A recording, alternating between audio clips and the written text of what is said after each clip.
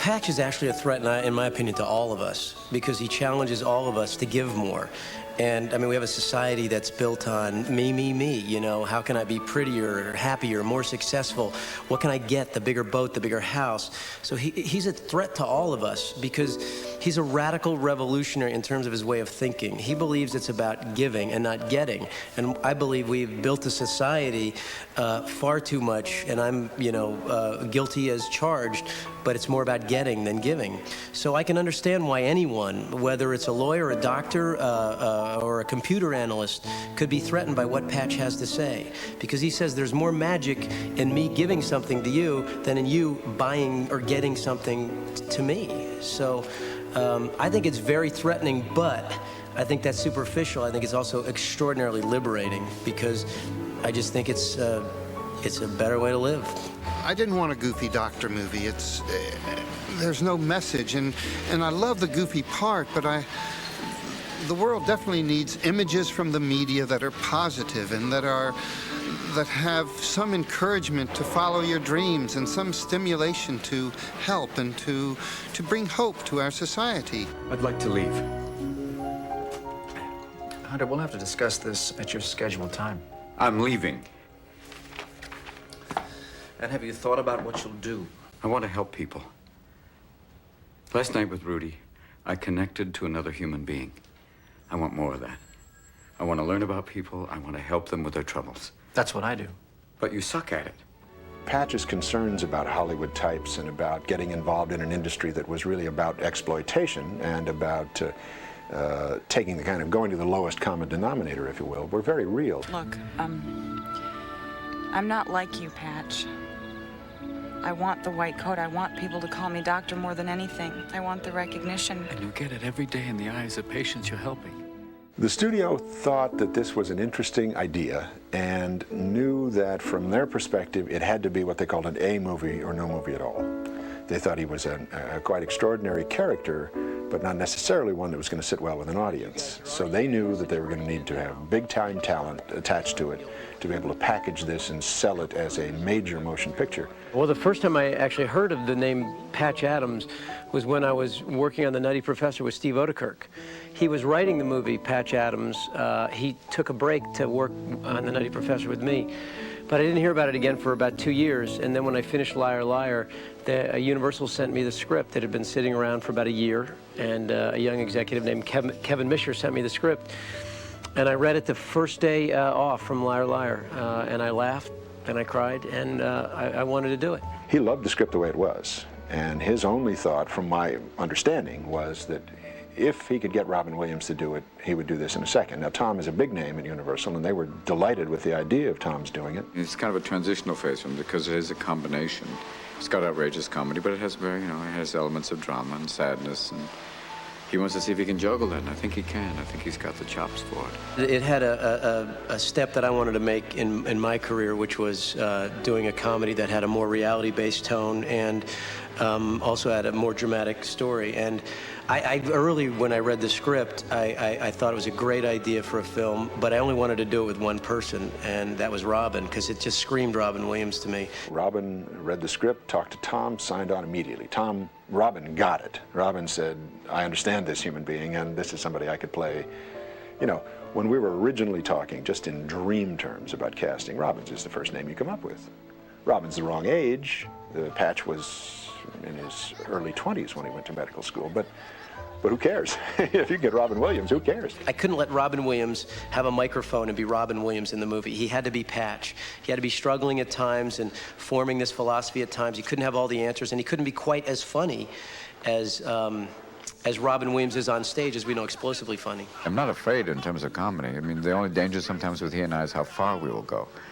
He'll let you go way, way out, you know? I mean, he's had that tradition with other comedies. It's harder for me to trust the subtleties in this film, you know, to pull him back, to say, okay, Robin, stop being funny.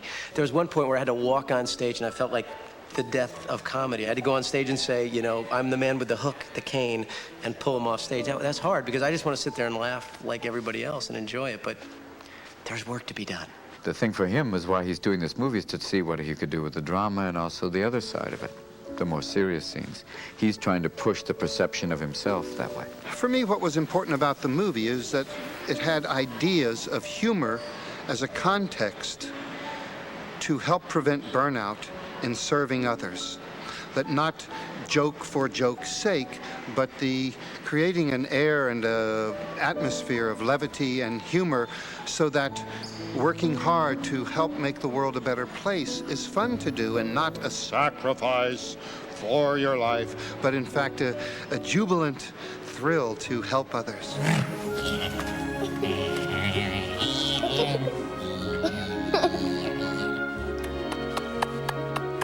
Big kisses.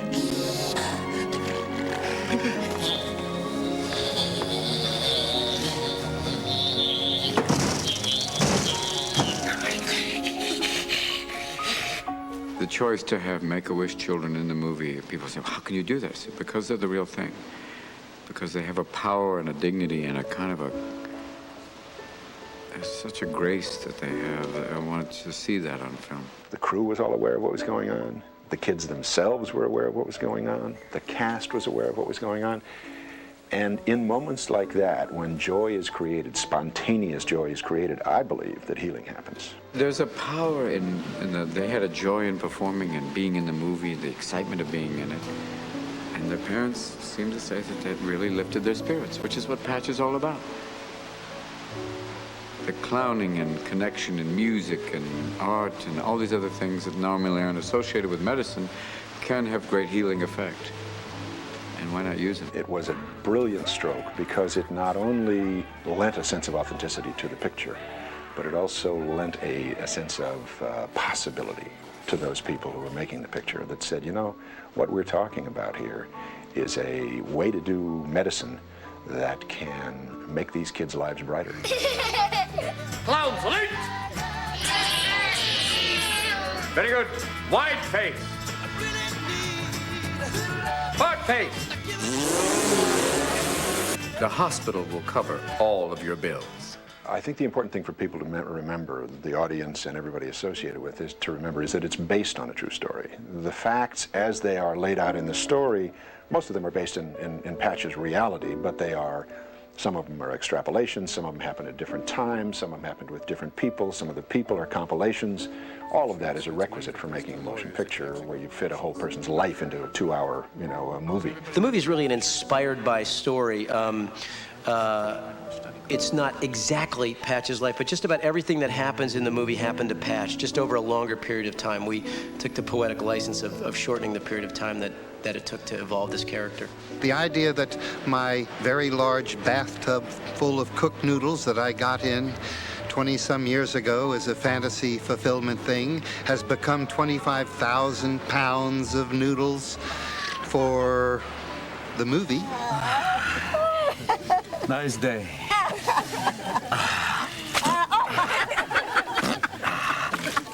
It's a very bizarre kind of sensual thing. Patch is very much about that, as much as he's a doctor, he's also very much a kind of a sensualist. He's like, try this. It's the 60s too. It was like, why not?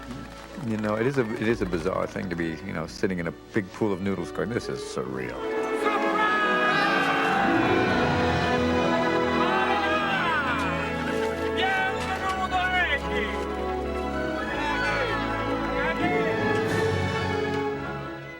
There's too many things that we can't explain yet, too many things we can't quantify, put numbers on. And because I think we're dealing with human beings and we are, we are physical, but we also have spirit, We like to laugh, we enjoy joy, and those things help to heal us. So if you're just trying to quantify it and say, take 2 aspirin and call me in the morning, I don't think you've probably dug deep enough. That's why from the very beginning we integrated medicine with performing arts and crafts and agriculture and nature, education, recreation, social service, as again, context for doing medicine. It's very cleanly about a man who discovered that laughter is often the best medicine. And that was a very radical concept when he discovered it. Now we know about Norman Cousins, we know about the endorphins and all the scientific evidence. It didn't exist back in the 60s and 70s when Patch was forming this philosophy. So I think it's very cleanly about a man that discovers the medicinal values of laughter and compassion. Yo, ride 'em, cowboy!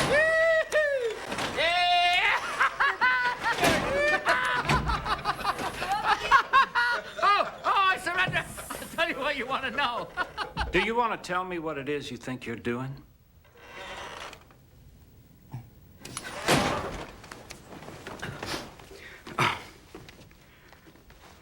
Just getting a few laughs, sir. And the American Journal of Medicine has found that laughter increases secretion of catecholamines and endorphins, which in turn increases oxygenation of the blood, relaxes the arteries, speeds up the heart, decreases blood pressure, which has a positive effect on all cardiovascular and respiratory ailments, as well as overall increasing the immune system response.